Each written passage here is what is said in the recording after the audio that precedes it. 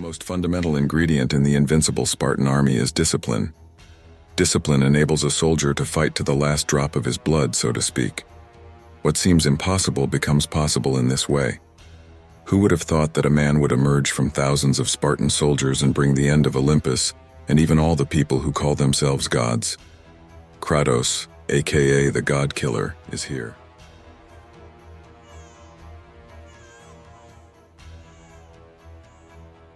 Kratos' childhood years. Kratos, who woke up in a dirty geography where life was as cruel as ever, and the gods could not remain as innocent as those described in fairy tales, was born as a child with an unknown father. He is not yet aware of what path fate will take for him, and where and how his story will end. He will never change the shirt of hatred he wore when he was a little child, and the angry image that covers his face, because he started a sad journey as soon as he was born. Together with his mother, Callisto, a Spartan woman, he is far away from the land of his birth due to endless oppression. The exile has already begun. The most distinctive feature of the Spartan civilization is its military organization that keeps discipline at its peak. That's why Kratos will go through difficult training processes with his brother Deimos, and even though he is still a small child, he will become the nightmare of his enemies when the day comes. But he still hasn't recognized fear itself. Ares, by the order of Zeus, Ares, and Athena, organize a raid on the village where Kratos and Deimos live. According to the prophecy, a marked Spartan will bring about the end of Olympus. The Olympians, who called themselves gods, especially Zeus, were confused about what to do because of the fear of this prophecy, and they wanted to take precautions as soon as possible.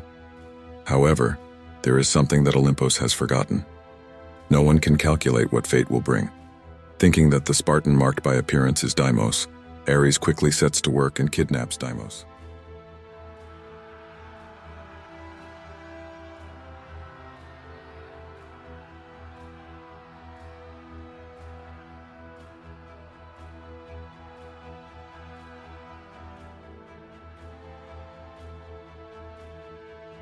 The agreement with Ares.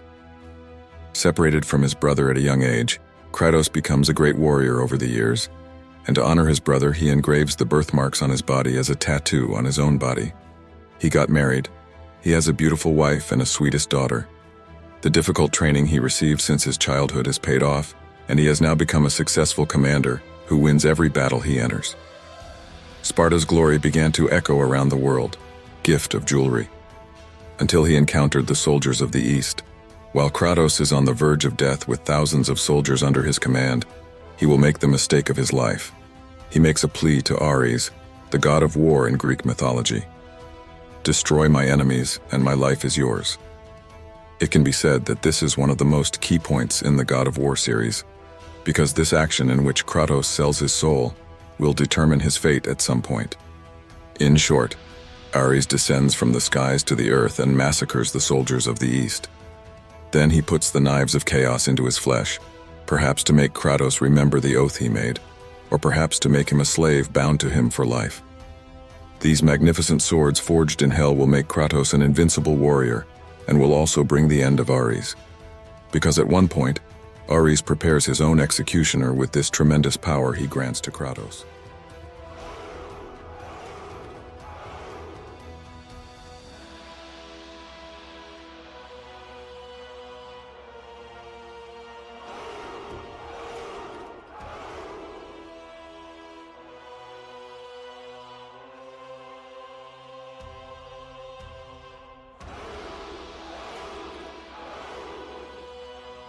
Birth of the Ghost of Sparta. Spartan Kratos, who does not know what defeat is, fulfills whatever his master Ares wishes. He has no respect for anything sacred, regardless of women, children, temples, etc. The only thing he knows is to bring death wherever he is. Kratos, who raided a temple one day, does not have the slightest clue about who the people inside are. As soon as he enters, he kills and slaughters everyone.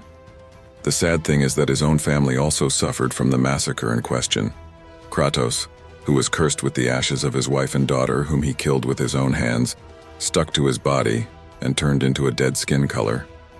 From now on, the name Ghost of Sparta, known in Greece and even in completely different lands in the future, will become a name heard by all ears. Service to the gods. Crazy with anger and regret for what he did, Kratos has already loaded a heavy burden on his back that he will carry like a hunchback. This painful incident will be his worst nightmare for the rest of his life.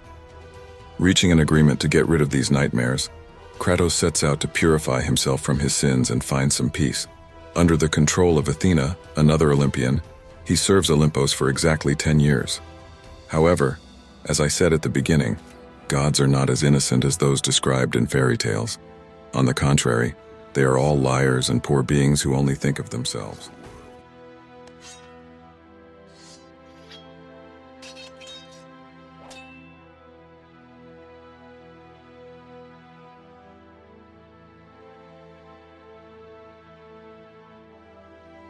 The end of Olympus.